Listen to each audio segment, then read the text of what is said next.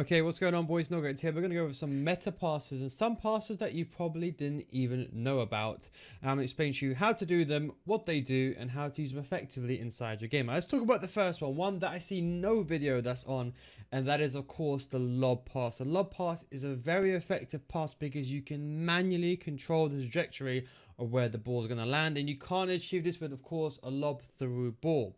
How do you do this? Very, very simple. Is all you want to do is, first of all, the most important thing is when you get the ball back at whatever part, is you trigger that player going forward. You see that player over there on the top left? You make sure you trigger him. This guy over here. You press the L1 button, you let him make a run in behind like so. Then what you do is when you see him just behind the defender, you want to apply almost next to 3 bars of power. And the key thing is with your left down also, you want to manually aim in front of him. Literally aim in front of him. So don't aim just a little bit. Don't think of anything else. Just aim in front of him. Just think about it that way, and a lot more power than you think. If your passing is on semi, in particular in your settings, you're able to get these balls precisely where you want them to be. Now, if you're a pro player, I suggest you turn this to manual, but this is the meta right now. And if you can aim your balls perfectly and you combine that with, for example, a finesse shot, you're very much, no look pass. I was going to say no look pass. I was going to say if you can combine it with Trivela, you're very much in the forefront. So make sure you do that. The lob pass, very, very simple. You just press the square button, full power, ideally on semi passing, and you get the ball perfectly where you want it to be. If you do want to get better at FIFA 23, I do have a FIFA School Series, but just before you skip ahead, what if I told you if you don't get better after 1 month, I'll refund your money? I can say that because I've been running my paid advanced in-depth FIFA School Series successfully for many years, and thousands of others have joined already and still stay on. This is for all levels of those that want to improve on FIFA, and you won't find these videos on my YouTube channel. These videos are a progressive systematic learning system that teaches you everything from the core mechanics of FIFA to the meta, so you can get better at FIFA as a whole, not just this game, with examples and explanations that go beyond the scope of YouTube videos. With new videos coming out every single week, these videos also adjust to recent updates and patches so you can stay up to date. So come join thousands of others in a mature audience community for those looking to get better.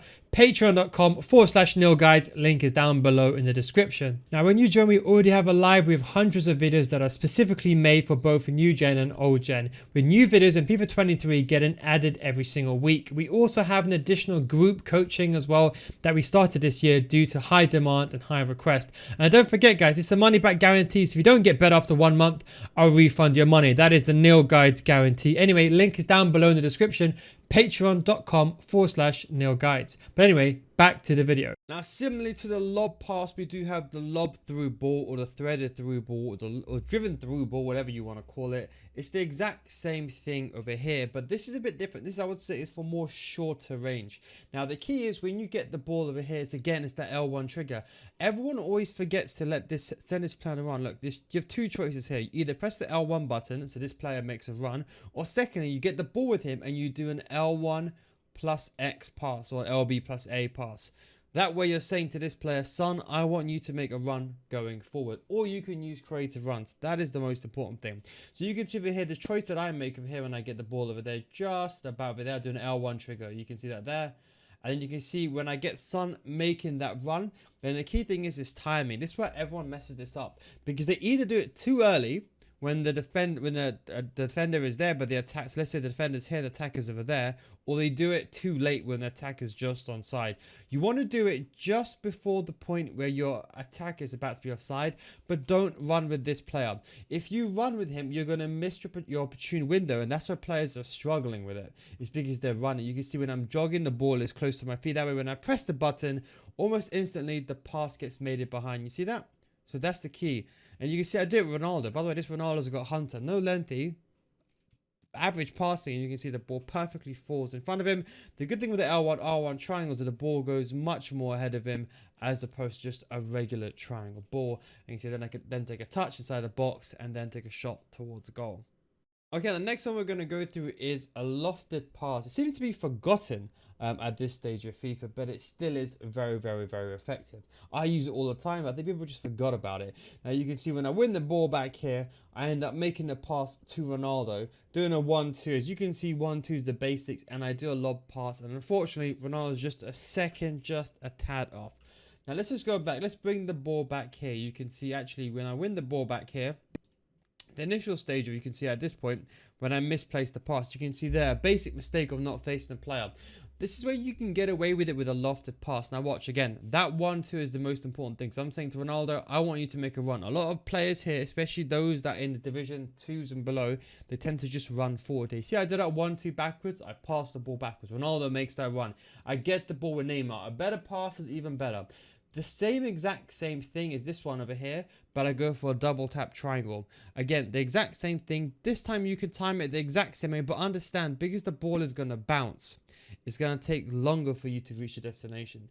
But the key with this pass is you can do it if there's a player in the way. You see, a regular through ball here won't reach because this player can intercept the ball. Even this player, heck, even he can do a slide tackle. But the lob pass, or the lofted pass should I say in particular, the lofted pass, the double track lofted through ball should I say, it bounces and it goes around knee level. So this is the player model, it goes around knee level.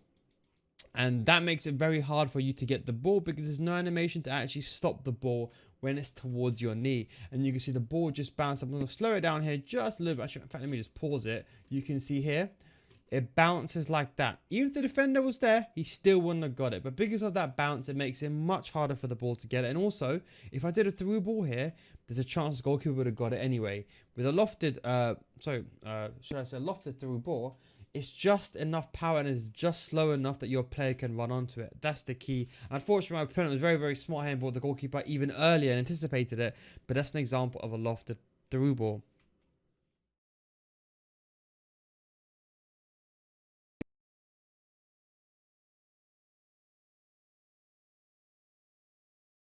Here we have another example. You can see Ronaldo do an L1 trigger. Ronaldo then runs offside. You can see then I get the ball with Jota, do a 1-2, and you can see this one is more in contention. You see that it's players in the way, and I was able to get the ball, and unfortunately it was a good save in the end by goalkeeper movement. Now let's just first break this down because it's something that's more important that happened that maybe you didn't realize. Now let's bring it back here. You see when I do a 1-2 here with Ronaldo, he makes that run going forward. Now this is so important because Ronaldo never went offside over here. He wouldn't be in this position to do a 1-2. You see how he moved from A to B and how he's pivotal in making that pass to Jota. So even if you don't care about that player, you do that L1 trigger. A lot of lower tier players, they think, okay, you know what? Let me just do an L1 trigger only when I need to. But don't. You can see with that Ronaldo pass, I think, can I make a pass with Neymar over here? I can't. I bring the ball back. I do a 1-2 with Jota.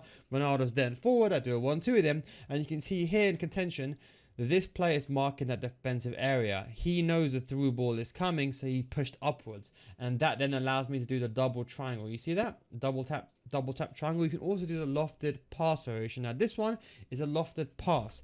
The reason why the other one was a lofted through ball, the lofted pass, instead of the double triangle basically goes into the space. The double X goes to the player's feet. So you can see here, I knew that he was defending the area very, very well. Good defender. So I did a double X pass, and you can see because it's around knee level, it's very, very hard to defend, and I'm able to get the ball in behind. So don't forget, also there's a double X, the lofted pass, and a double triangle, which is a lofted through ball.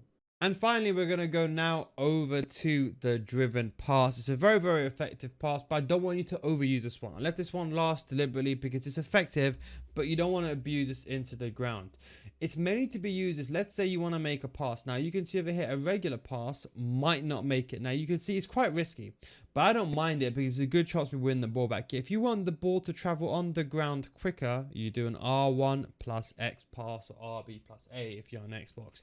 This gets the ball from A to B as quick as you can. So you can see like this. You can see the ball, and it's a bit hard to control, but you can see here, I'm able to get the ball on the ground. If that was a regular pass, he would have been able to select this player, go over there, intercept it. Because it happens so quick with a driven pass, I can get the ball quickly to my feet. So I would say only when there's loads of space between you and the player, you can of course force it.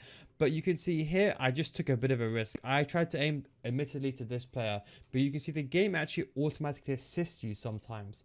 And you can see here, I actually passed the ball to Jota and evaded the player. So again, it is a bit glitchy. You can use it to basically assist you over the top, but it's good to get the ball quickly from A to B if there's loads of space and time around you. Anyway guys, hope you enjoyed this video. Thanks for watching. If you do want to get better at FIFA, you can don't forget you come to my FIFA School Series, patreon.com/NoGuides, or you can click here to join. If you don't get better after 1 month, I'll refund your money. That's a no guides guarantee. Link is down below in the description and in the comments. Thanks for watching. Take it easy, and of course, I'll catch you next time. Peace out.